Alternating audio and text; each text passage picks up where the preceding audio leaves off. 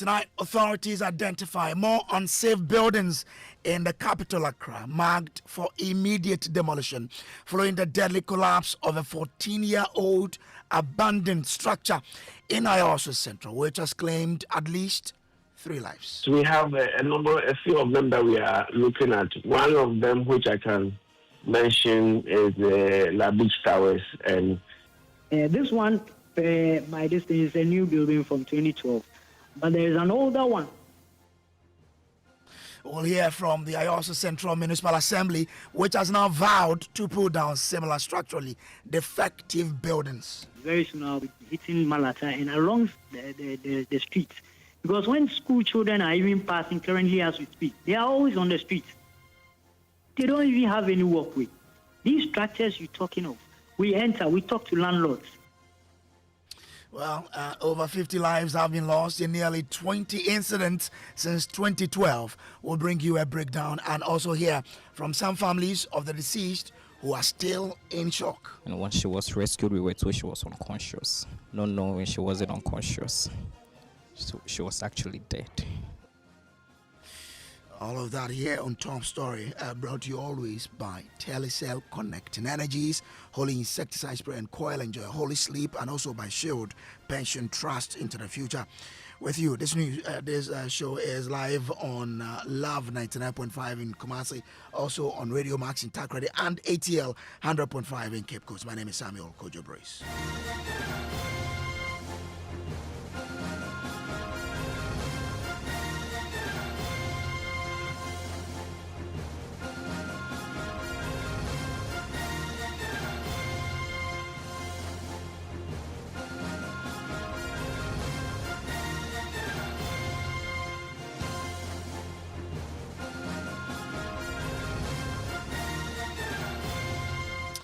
Well, in the wake of devastating building collapse in Ayawaso Central in Accra during a Palm Sunday service, authorities are taking swift action, identifying more unsafe structures for demolition.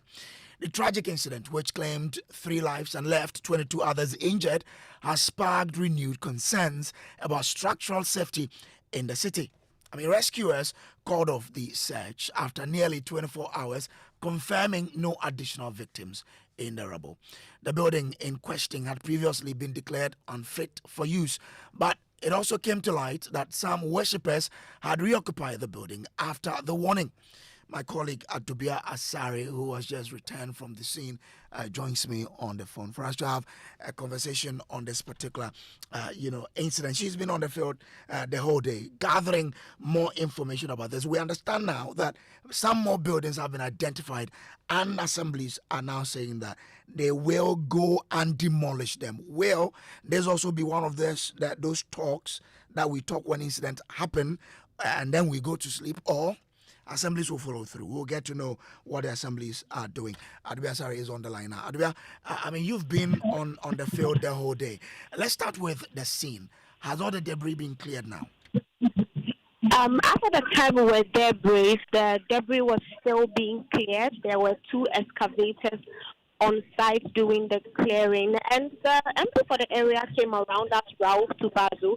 He did come around, and then he mentioned that because it's a school environment, he will ensure and do everything possible for the debris to be cleared before the students return to school. So the site is safe enough for them to have the conducive environment. Okay. Now, what about authorities on site? Did they only confirm 3, death? Is it still 3? Yes, exactly. So, like we had right in the morning, they concluded the rescue mission by 5:60 a.m. this dawn, and 3 people were confirmed dead. 22 people were rescued. 6 are in critical condition at police hospital, but when we were there, we were told 3 of them had been admitted, and then they were supposed to take a long rest before any of us will engage them to ask any question at all. But then, 22 people were rescued and 3 people were confiscated. Now, from what you've gathered, it seems this collapse is just a tip of the iceberg. Have other structurally unsafe buildings been identified in the municipality so far? Right. The NADMO director for the municipality did disclose to us that in their checks they have found 4 buildings, 2 at Malata, the rest around Alajuwa environment. A week that they even cordoned off, but residents back into those buildings. So because of this incident that occurred yesterday, they are going to be firm and hard on them by taking drastic measures like evacuating them from the place and probably pulling down the building before it collapses on people. And this is what the admin director had to say. I had dilapidated buildings in Uyewa, close to about 4 in the municipality. I mean, we can say police phone occupies a space, I could cordon off place in the answer. The next day I call Hono, me also on my your caution tape on until we will serve as a blueprint for us. You better ensure we are here. Mesa Akohobium. I can make sure say you condemn the whole area. We are police new, we are soldier new. You better be by force. Now, Adobia, you've also been speaking with some, some families that are still coming to terms with a tragedy. Yes, I did speak to one gentleman, Isaac Otu. He was so devastated by the incident because he lost his mother just yesterday. So he tells me that he was not even around. He was in a church meeting at Dama. And then he got several calls from family members and friends that the building where his mother attended had come crashing down. So he had to rush to the place. Lo and behold, he saw that it actually happened. So he even helped some of the residents who were there at the time to, try and raise some of the blocks, the iron rod here and there. And they pulled his mother out. They told him she was unconscious, but it was just to calm him down because she was already dead before they took her to the hospital. So he's still trying to come to terms with it. He was very pained.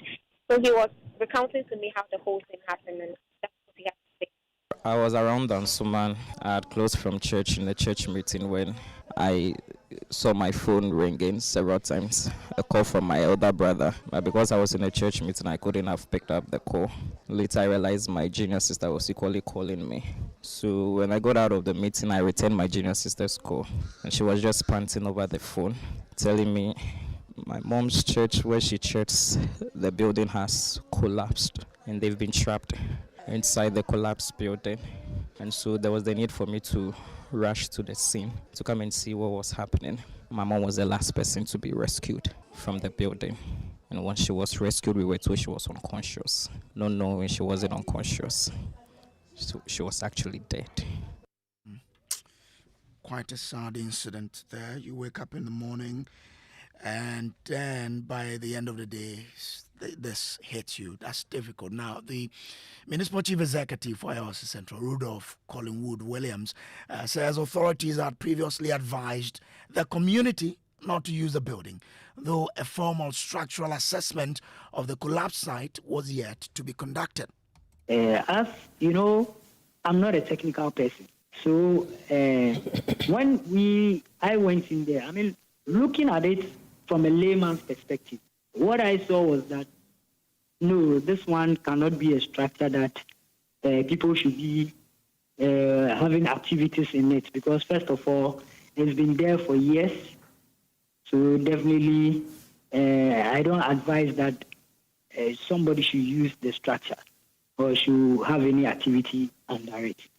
So when I brought my works engineer, what he also advised, that we need to do the structural integrity works to determine if the building as it stands can be used. But what we advised as a assembly is that nobody should have any activity done within this, because we are not sure of the strength of the columns or the so-called pillars to hold it. Right. But if the results we get from Get Fund through the consultancy that, my people, this structure is good, let us do A, B, C, D on it, then we will take it from there. Rudolph, we understand We understand that the Assembly has already conducted a structural integrity test. Can you confirm that to us? No, please. It's not been done. Perhaps not since I took over. But since I was appointed, we have not. Normally when it happens like this, right, the AESL must come in to do the assessment, whether it's from the columns or it's from something else or material mixture or something of that sort. Because that's why I told you that we couldn't go in to say we are taking action on the structure. Now, he also revealed that another building at the Accra Newtown School has developed visible cracks while still in use by children. Entertain people to have activities around whilst we are waiting for advice from the appropriate quarters. Rudolph, we understand that nearby buildings also have similar cracks in them. Can you confirm that to us? It is very true. So that, look, this is not, this one, this is a new building from 2012, but there is an older one which we have awarded a contract for it to be worked on. But as the contractor went on site, he noticed something. And so we asked him to halt so that we will bring in AESL to come and do structural integrity test on it. Or if we need to reinforce all the pillars within the structure, we will do so. So if you could go to that structure now, you see that we've peeled a portion which I have gone to look at.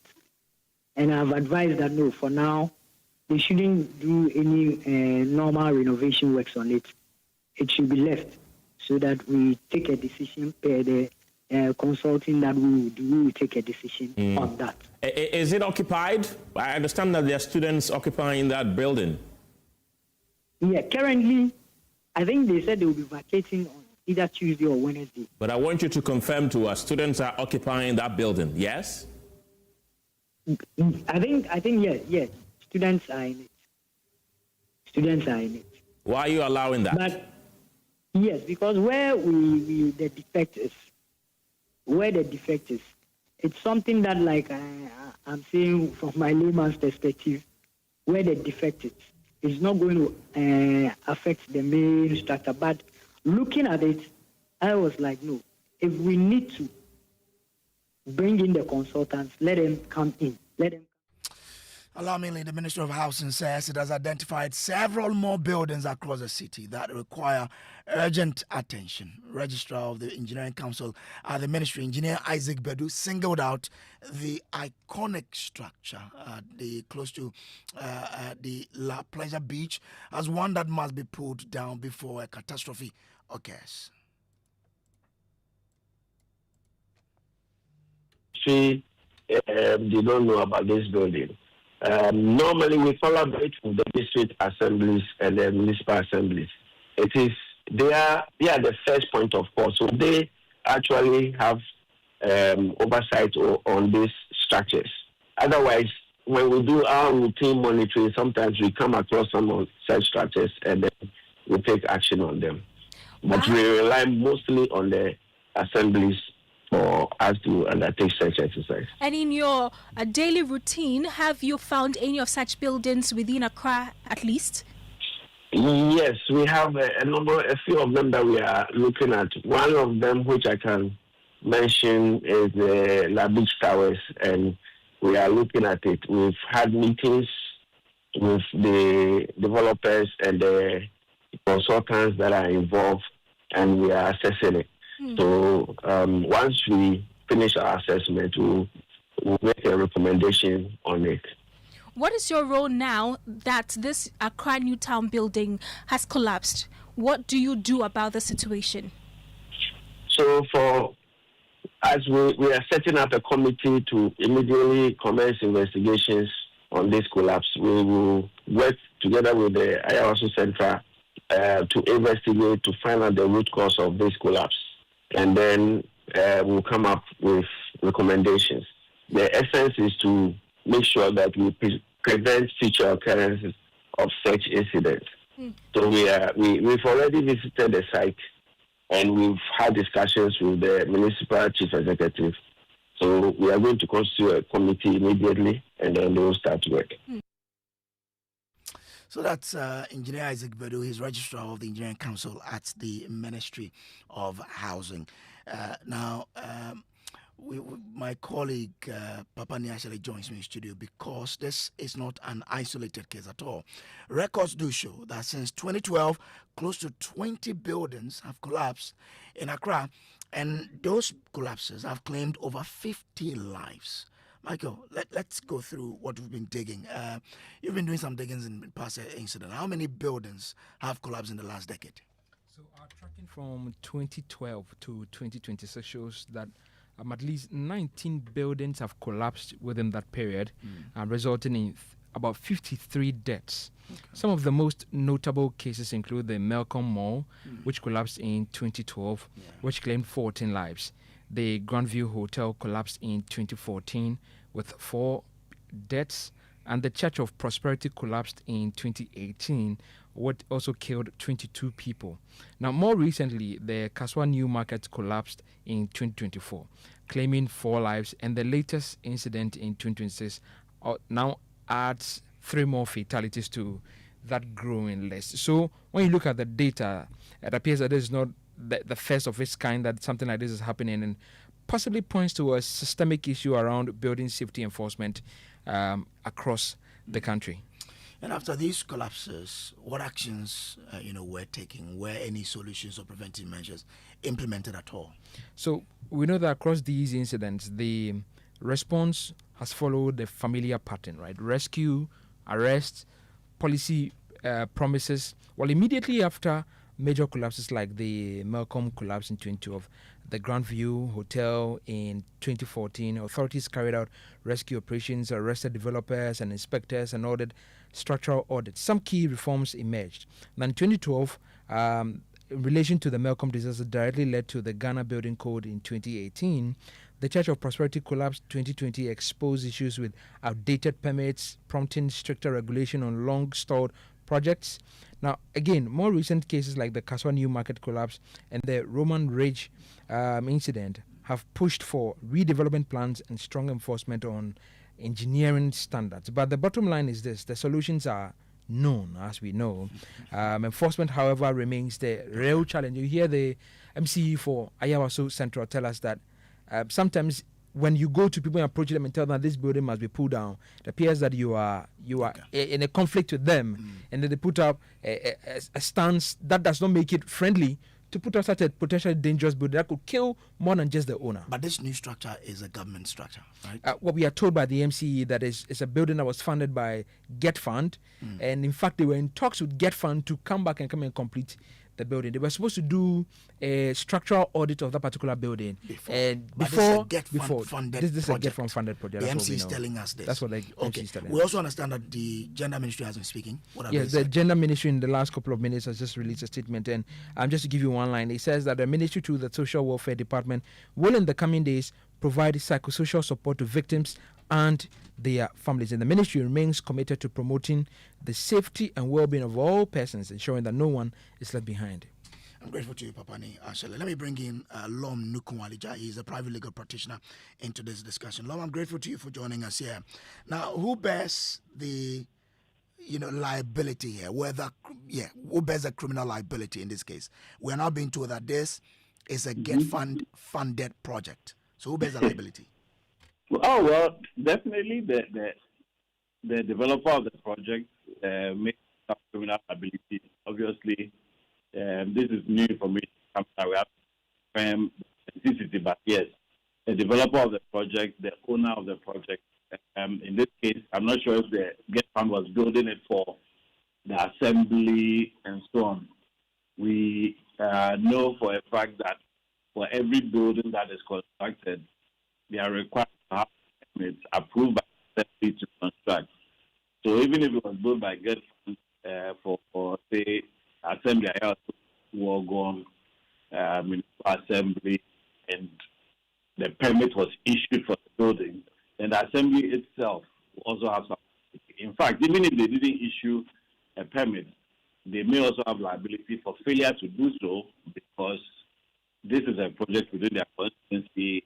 From the earlier conversations you had, I got the impression that the Assembly was fully aware this project was meant to be used for a school and all of that. So obviously, there are multiple players at stake, and I think that those who are victims, who have been impacted by this particular have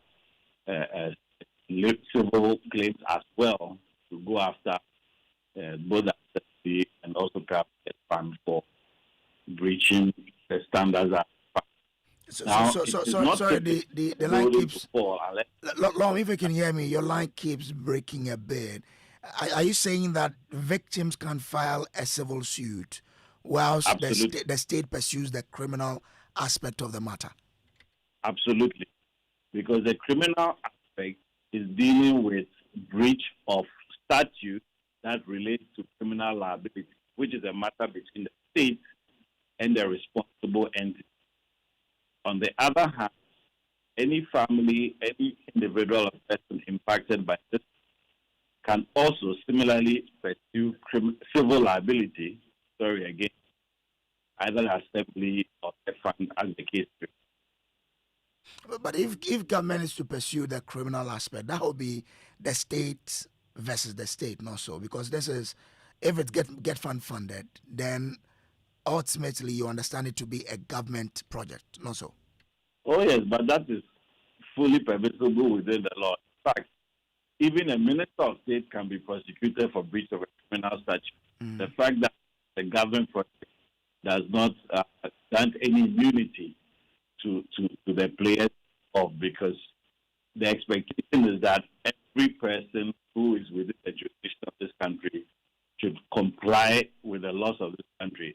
No immunity or exception for state or public institutions. In fact, even more so with state and public institutions, they are supposed to uphold the standards of the law to even a higher degree of certainty, because it is their job.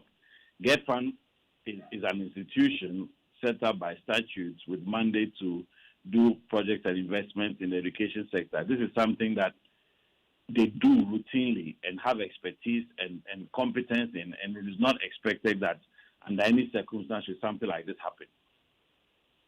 I mean, this isn't the first time that such an incident is happening. So what's the assurance that something positive can come out of this particular one that has happened? Exactly so, Kojo, because even what your colleague recounted earlier, this is not the first time. This is not new. And looking at the number of deaths he referenced, that's just too much. Even one life lost is not something we should take lightly. How much more, 17 or so he mentioned, which means that it is apt and appropriate at this time for us to take this opportunity as a nation to set a lot of things right. I heard, for example, he mentioned that I think one DC was talking about the fact that when you see a structure and it's not up to code or standard and you want to raise it, people take a posture that as if they don't want to resist it. Well, the fact that people are resisting you doing the right thing is not the reason not to do the right thing, because as we can see, when trouble does indeed hit, it is lives are lost, and not even one single life should be taken for granted, which means that if the law must be applied to the fullest extent, so shall it be. And if any person is resisting, then they should do so through the legal process, through court and so on. Once the court has gone through the case, has made a determination, given an order, then they can pull it down, because every single day that a structure which is not fit for purpose is allowed to stand, potentially is loss of lives and injuries down the line, and consequences for our citizens of Ghana. So it should never be taken lightly. And for me, I think that this is an opportunity for a lot of things that are wrong as far as buildings and structures that don't comply with applicable building codes should be taken up seriously, so that we don't have these consequences down the line. These lives that have been lost, these are not, we shouldn't just take it as one of those things. Otherwise, tomorrow another one will happen. What if it was a class in session, or hundreds of students gathered in one place for assembly or something, and this occurred? You can imagine the cost. And so it should not be countenanced in any way because, I mean, listening to that part of it was quite upsetting. If people are doing investments and they are not doing investments properly as far as the law is concerned, then the Assembly should take them on legally and ensure that only structures that are fit for purpose are standing at any particular point in time. I'm grateful to you. Lom Nukualija is private legal practitioner. We've been joined on the line by the MC for Ayawaso Central, Rudolph Collingwood Williams. So we understand that you are taking action to ensure this doesn't happen again. What's the assurance that your citizens and all of us Ghanaians should have that indeed those found not to have structural integrity will be put down to save other people from this? Hello, Rudolph Collingwood Williams, are you with me? Yes, please, I am with you. So I just want to find out from you what the Assembly intends to do to ensure that residents are safeguarded from similar incidents. Yes, I always say that sometimes when something hasn't happened, people don't take the system serious. So we are just going to take advantage of this particular incident, though we are already working. We've done some, but normally I don't move with the cameras, so such things is difficult for people to see what is being done. But when you go to Alajo Market, I've pulled it down because of certain things that are going on within and the structures too as well. When you go to the Alajo Railway area, I've similarly done something of that sort.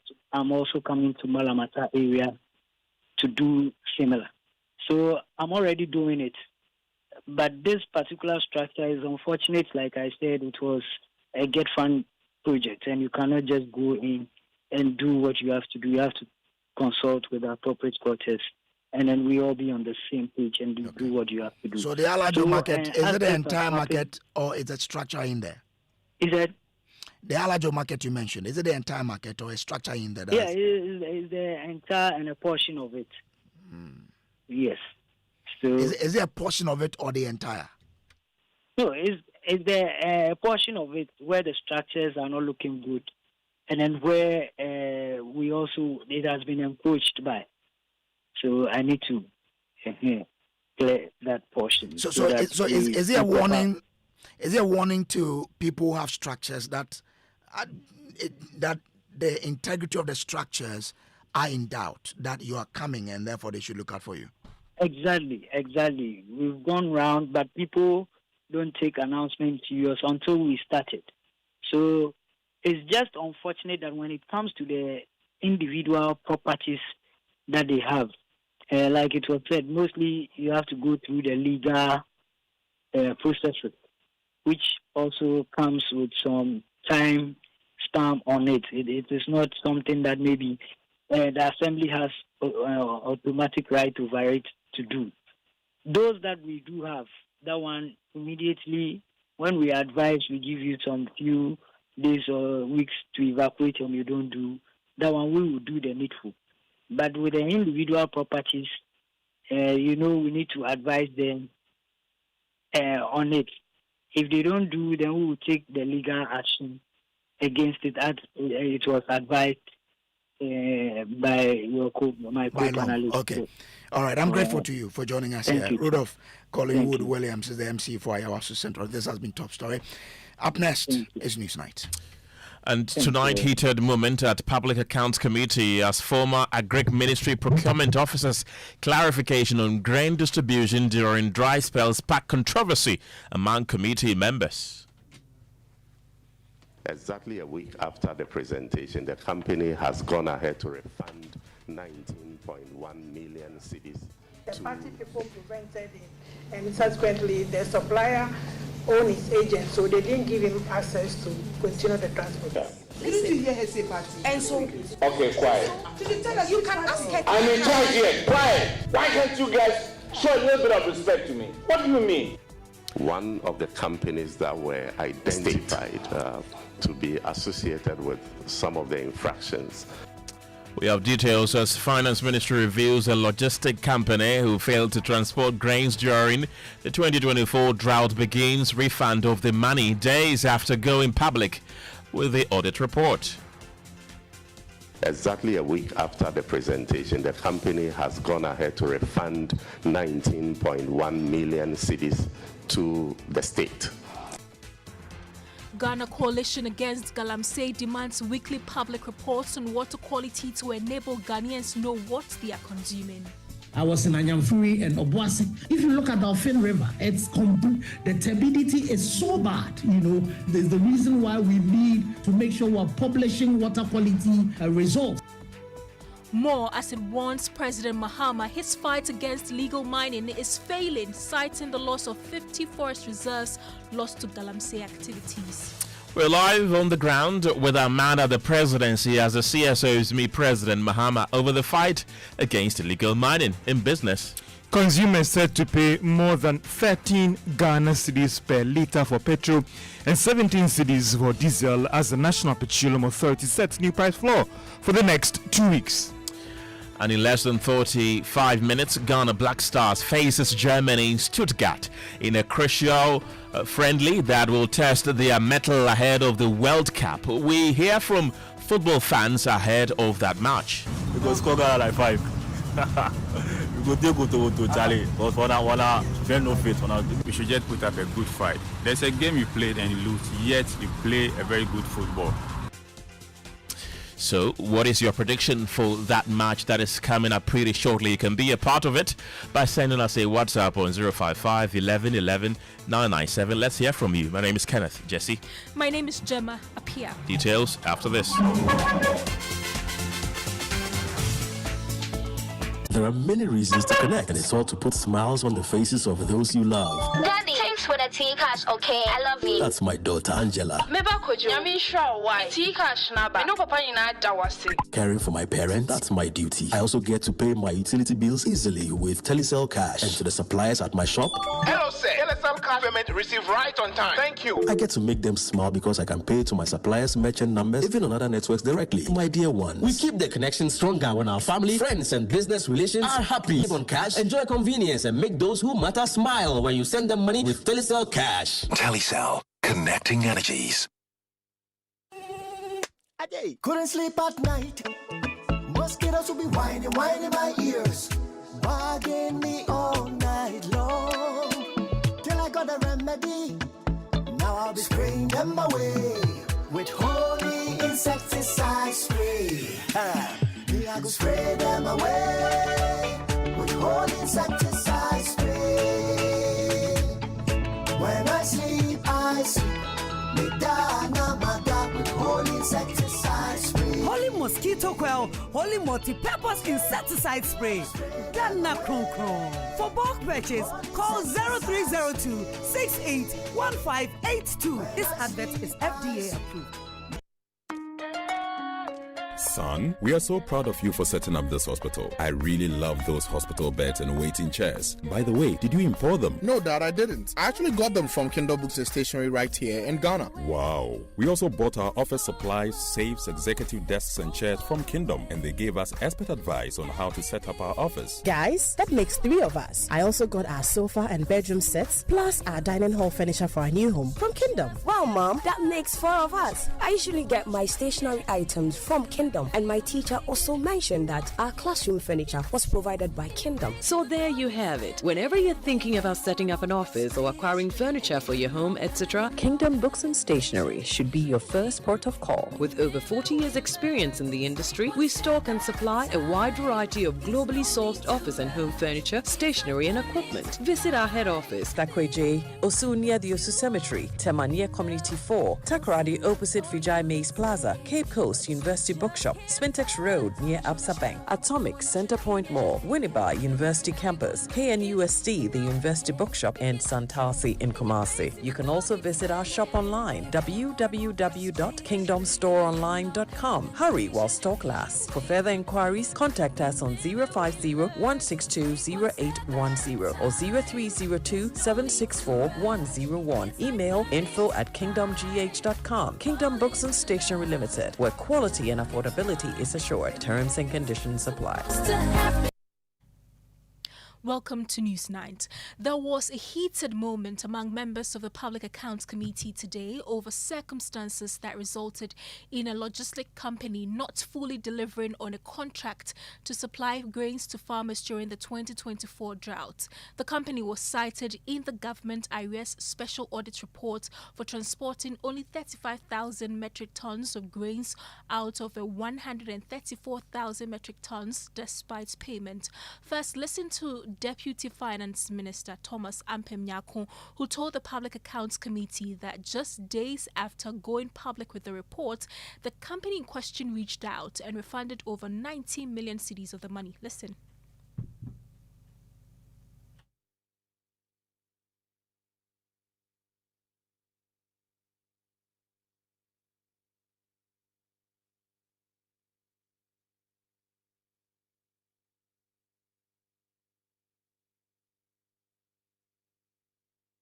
Paid some for the transportation has responded exactly a week after the presentation. The company has gone ahead to refund 19.1 million cedis to the state. And if you look at the audit revelations, it is not just the 19.1 million cedis that was cited.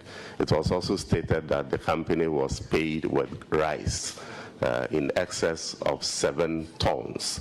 So we are expecting the value of 7 tons to be also 7,000 tons, metric tons of rice. We are expecting that as well. Subsequent to the validation, we have started in earnest in paying those that have been duly validated.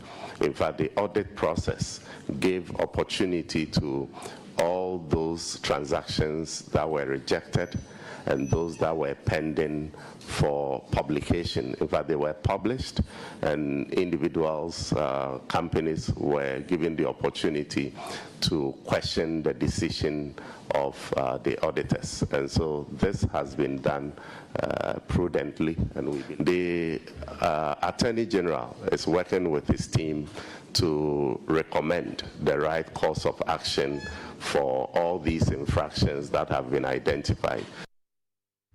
That's the Deputy Finance Minister Thomas Ampem Nyako there. Meanwhile, this matter, however, generated some heated moments among members of the committee when the Agric Ministry took its turn. James Avaji was at that particular proceedings and is joining me with details. James, how did this degenerate further?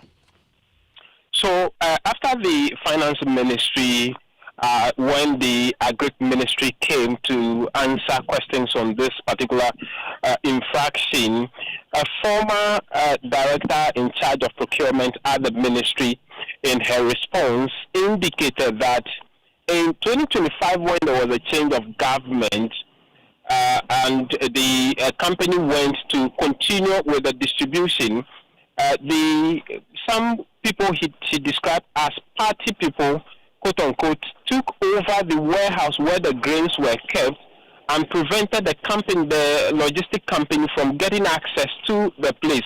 It was then the MP for Ketu North, Adam Agbana, stepped in to get some more clarification to know if she has evidence of this statement. This is what led to the back and forth between the members until the ranking member stepped in to exert his authority on the committee and made a final pronouncement on the issue. This is what transpired. As supplier, initially the party people prevented it, and subsequently the supplier owned his agent, so they didn't give him access to continue the transportation. When was this? When was this done? That is after the elections. After the election? Yeah, we have to get the military to even intervene, but still.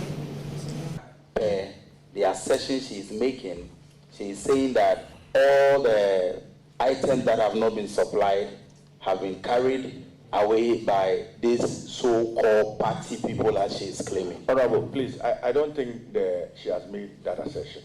We're all here. Adam. She made a categorical statement. But Adam, she is in a position to explain herself. Adam, we shouldn't please, let the minister show her by the answers that we all heard her. I think that party people. I think that. Are you saying that individuals took over the supplier's place, for which reason they failed to supply up to 19 million Ghana cedis?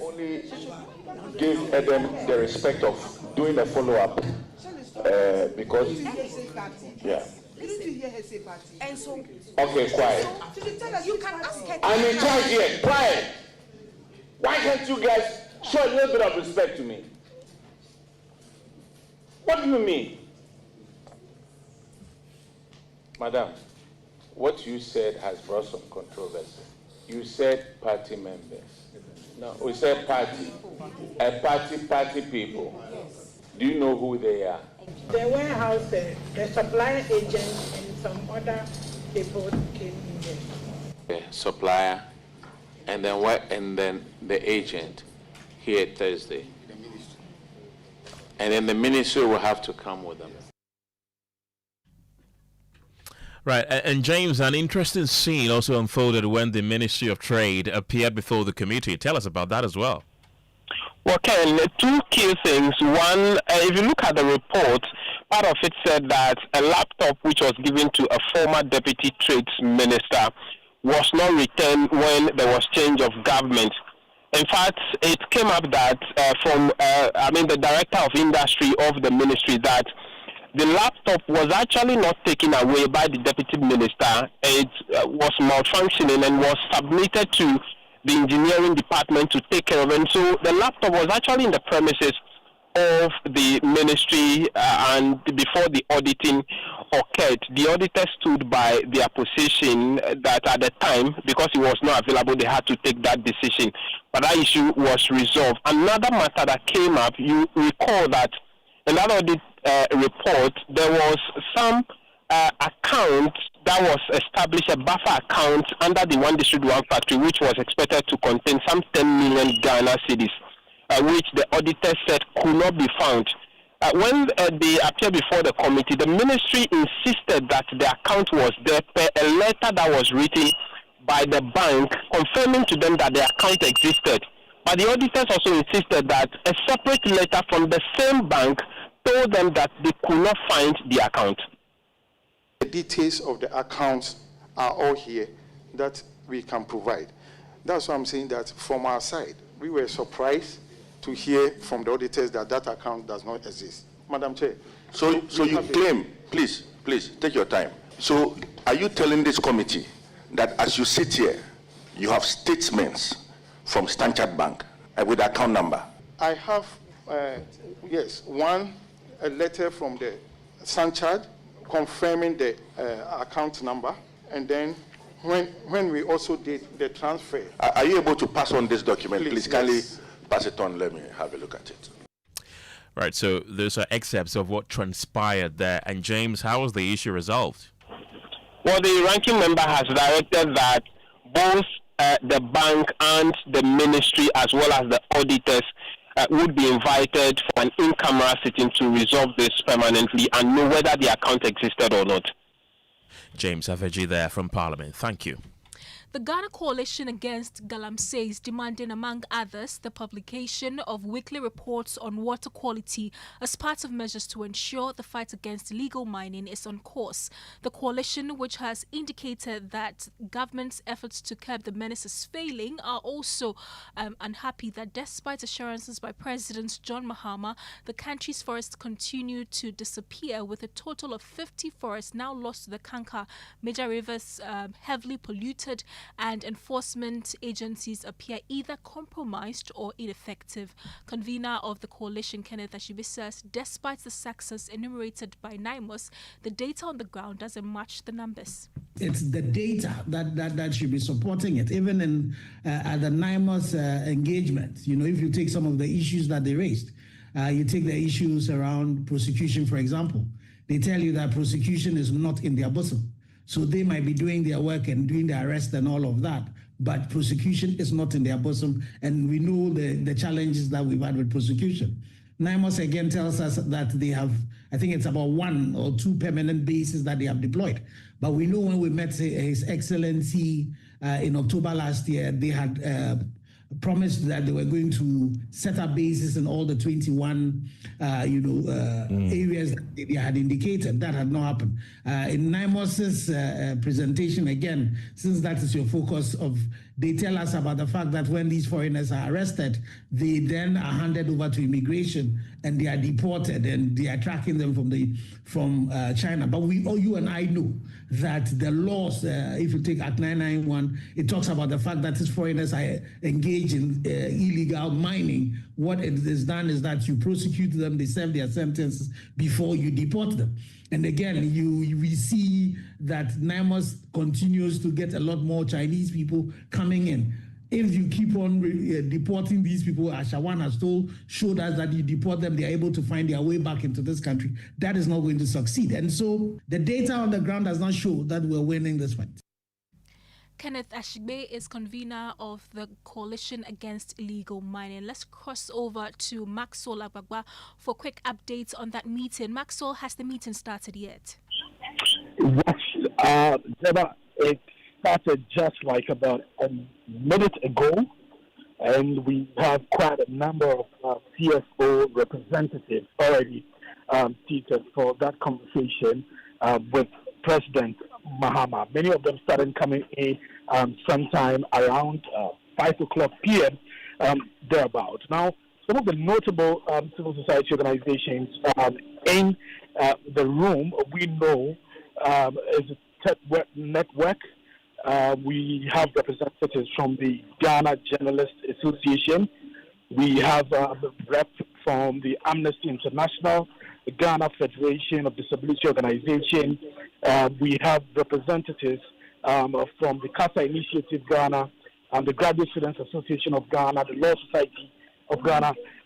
The list is endless. Quite a lot of civil society organizations are present for the meeting. And the president says the engagements will be it's part of the government's agenda on governance and institutional reform. The president says the session is designed to serve as an open, constructive, and forward-looking platform for dialogue between the government and civil society.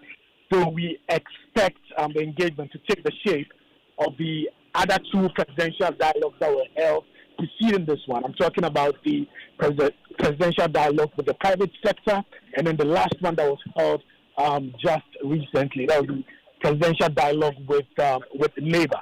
Yeah. So that is what is expected to take place. And discussions will focus, we're told, on key governance priorities, including strengthening accountability and anti-corruption frameworks, advancing public sector reforms, and improving institutional efficiency. Presidential Affairs correspondent Maxwell Agbagba reporting on the meeting between the CSOs and President John Mahama at the presidency.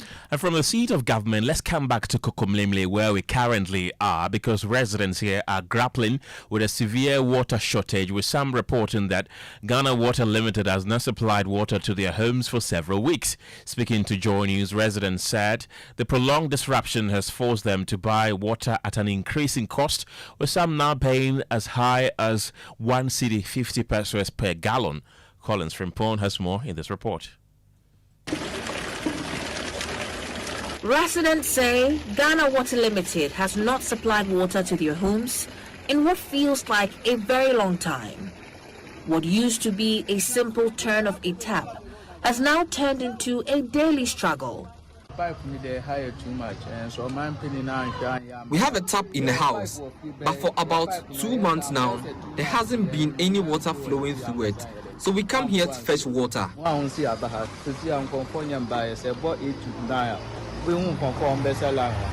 It means choosing between water and food, between bathing and saving, between running a business and shutting down for the day. Aisha knows this all too well. She sells wachi for a living.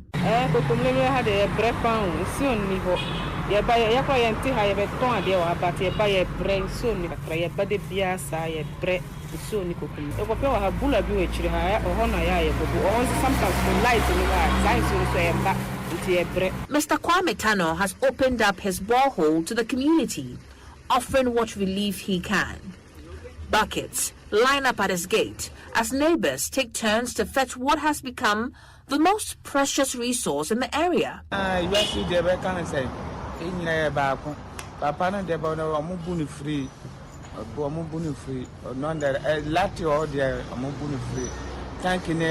We are all one. So if there is water and light, everyone is welcome to fetch it for free. By 4 a.m., many people, including students, are already lining up to collect water here.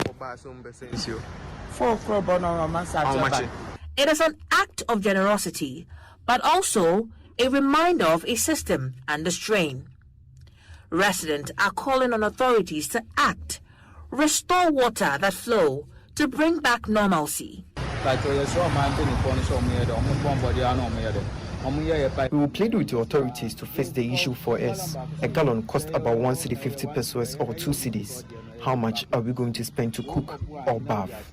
In Kokomlemle, the water crisis is no longer just about supply. It's about survival. Collins Frimpont's report, read to you. Let's do business. George Yafe here with the latest.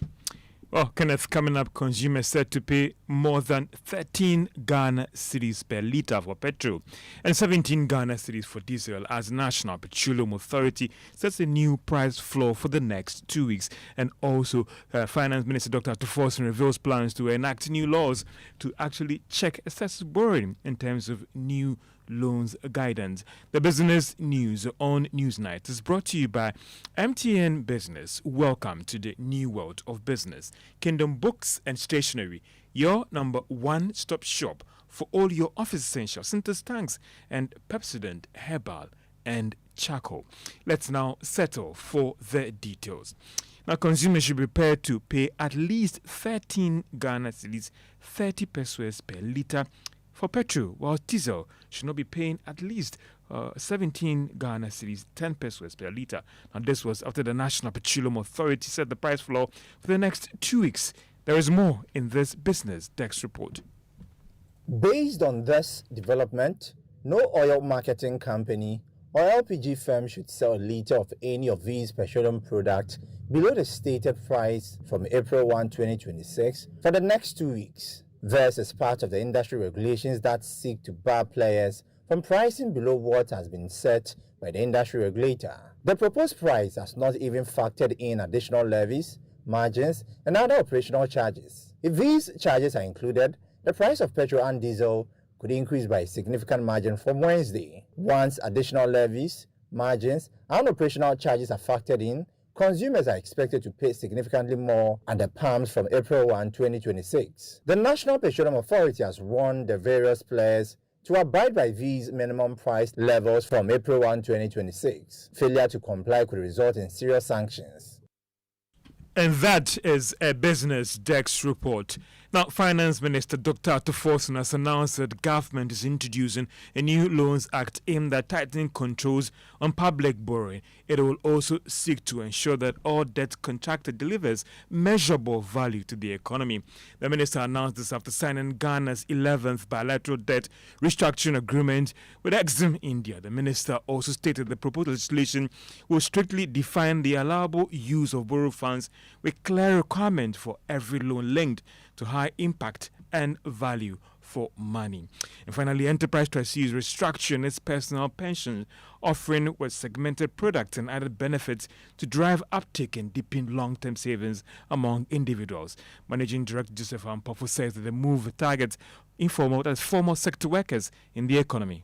Looking at the market dynamics and with some consultation with the market, we decided to break up the 3 different segments, and therefore the younger generation is where we decided to come up with a solution called the Sunny Side Plan, which is targeted more at the younger generation, 18 up to let's say 45. Then we looked at those who are conservative in nature, so we decided then to make it the Asetinapa Plan using a very conservative approach in doing the investment. Then the last segment were those who had retired, and somebody said, look, I haven't seen 200,000 before, but I have retired and I now have 200,000. 200,000. So what do? We decided to come up with a good life plan, which helps you to receive your 200,000 over time. So as we changed the name, we decided to add a free life cover of up to 2,500 Ghana cedis for anyone who signs up to an Asset Napa plan or a Sunnyside plan, and a hospitalization cover of up to 1,500 Ghana cedis, that's 50 cedis a day, at any Ghana Health registered facility.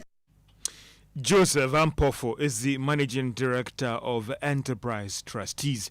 And that's all for Business on Newsnight. Back to you, Kenneth. Well, thank you very much, George. And somebody might be asking, why has George done business so early? That's because we have the live coverage of the match between Ghana and Germany in a matter of minutes. But in the meantime, the mining giant Asanko Gold Ghana has expressed confidence in the continuous growth of the local mining industry and increased employment opportunities following its entry into a 4-year contract with $400 million. The company believes the agreement will promote skills development, support host communities, and create approximately 3,000 direct and 5,000 indirect jobs. Fatal Bayaga reports. This partnership, according to Asanko Gold, will help strengthen local capacity and build skills that will sustain livelihoods beyond the duration of the contract. Speaking at the contract signing event in Accra, Managing Director Dr. Charles Amwa said the agreement reinforces the long-standing relationship between the two companies and their commitment to boosting the local economy. Through this partnership with Rabotech, we are advancing that approach by creating employment, strengthening local capability, and building skills that will sustain livelihoods well beyond this contract. Not just participation, but capability. Not just jobs, but skills that endure. Under this arrangement, we expect to support approximately 3,000 jobs, direct jobs, and 5,000 indirect jobs. He added that the partnership will also drive development within the local community. At Asanko, our focus remains clear: safe, responsible, and profitable gold production without compromise. We also continue to invest in our communities through programs in education, agriculture, and local development, ensuring that the benefits of mining extend beyond the life of mining. Chief Executive Officer of Rabotech Ghana Limited, Alhaji Ali Ibrahim, said the contract is significant in revitalizing the local mining sector, particularly as indigenous firms take a leading role in the industry. All KPIs set in the contract has been met. So in this time, Asanko has decided, instead of going to the next 2 years, they've rather extended it the whole 4 years at a go, so that will give us the opportunity to also prepare ourselves adequately to meet the long-term expectation of us. Yeah. What does this contract mean for the local mining industry? One of the greatest opportunities that has been given the local mining industry. The Chief Executive Officer of the Minerals Commission, Isaac Tando, commended the two companies for the initiative to strengthen the domestic mining sector and assured of government support for firms operating in accordance with regulatory standards. So for us as a government, we are ready to support. We are ready to support anybody who wants to obey our rules and follow our regulations. We are ready to support any Ghanaian companies who is willing to take the bold step to the next level. This partnership is expected to boost local participation in the mining value chain while creating jobs and promoting sustainable economic growth. For Joy News, Fatal Bayaga, Accra. Well, the Ghana Black Stars face Germany in Stuttgart in less than 15 minutes from now, ahead of the FIFA World Cup. Fans are divided, still reeling from the 5-1 loss to Austria. Can the Black Stars bounce back? Some Ghanaians are cautiously optimistic, while others are skeptical. We go score Ghana like 5. We go take to Charlie, because wanna friend no fit. Austria self, the game self, Charlie, we no get some play. Then Germany, Charlie, no go be easy, no go be easy. Charlie go score us, Charlie. The way things are going and the way Black Stars are playing for now is very disappointing and discouraging. So I don't have any kind of motivation for them that they can do it. And then looking to the opposite side, Germany, their squad with Sechnabri, Leroy Sané, Kaya Vet, look at all the attackers, and then compared to Ghana, I don't think it's going to work. So our best we can do is to fight for a draw. Yeah. It's my country, so I want my country to win. So that's why I'm saying Ghana will win 2-1. I wouldn't predict Ghana to win because I know it would be a very, very difficult game to say Ghana is going to win. But the truth is, even though we play this game and then we didn't get a 3 points or we lose, we should just put up a good fight. There's a game you played and you lose, yet you play a very good football. Nana Agyemang is a coach and a sports analyst and he's joining me on phone right now for more on this. Nana, what are your expectations ahead of the match? Well, good evening. Well, like other people, I expect us to lose. But I'd be grateful if we didn't lose with such a large margin. I'd also be grateful if the players put in much more effort, and show much more commitment than they did in the game against Austria. Because look, Germany are 10th on the FIFA world ranking log. Austria were 24th. So even though people say, oh, Austria, they're like, 40 places above us.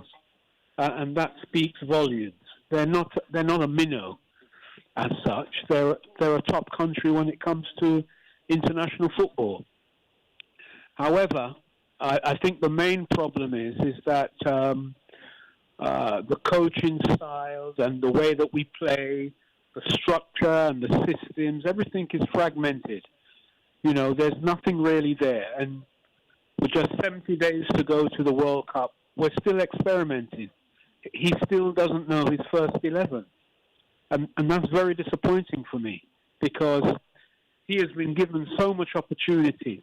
He's been selected out of all of the coaches who applied, even though he did not meet any of the GFA's criteria. He failed to get us through to AFCON, but still we kept him and showed good faith. And now we're looking at these friendlies to prepare ourselves for the World Cup, and it's zero. Wow, it's quite interesting that you say that he did not meet the GFA criteria, but yet he was selected to lead the Black Stars. His competency has been called into question. Should he be relieved of his duty before we go to the World Cup, as some are suggesting? Yeah, I believe so. Whether he wins, loses, or draws this game, I think we should look for another coach. Because, look, the GFA have already demonstrated that lack of confidence, even though they've kept him. They brought in a new technical director who's much more involved. And now, on top of that, they've brought in 5 more people to assist him as well. I mean, that just demonstrates the lack of confidence that they have in him. That they've brought in 6 additional people just for him. Why not go and get yourself a quality coach, play 100 to 120,000 a month, and get the team sorted out? Right now, we have no style and pattern of play. There's no DNA as such. In his last interview, I think it was yesterday, when he was asked about, are we a team that deals with possession or transitional, or he started talking about eating fufu with his hands and eating chicken with knife and forks and drinking soup with a spoon. I mean, come on. I mean, for me, he sounds like Trump. Trump just speaks any nonsense that comes to his head. And at this press conference, it was the same thing. It's like Otto Trump. I just can't believe it.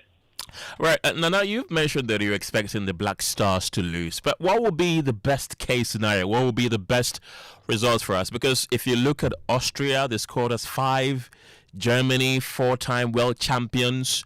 If we're to perform any better, what will be the best score for us?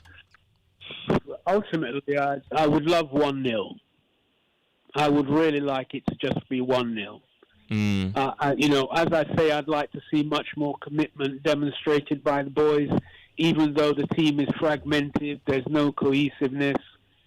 At least if everyone gives 100% and we lose 1-0, I'm happy. I'm happy. Right. Nana Juman, thank you very much. He's a coach and a football analyst there. And that's it for Newsnight. Gemma, what are your predictions? The experts are saying that they expect Ghana to to lose. What do you expect Ghana to get? I mean, if the experts are speaking, who am I? So, I think so. I predicted 10-0 against Ghana, but Nana Jaman says we can do better. We can concede at least one. I thought I was being mean. No, I'm not being mean. If you compare Austria to Germany, we took 5 goals, or in football terms, they say we drank 5 goals. Comparing it to Germany, who scored 8 against Brazil in 2014, 10 might be charitable, don't you think? Let's see.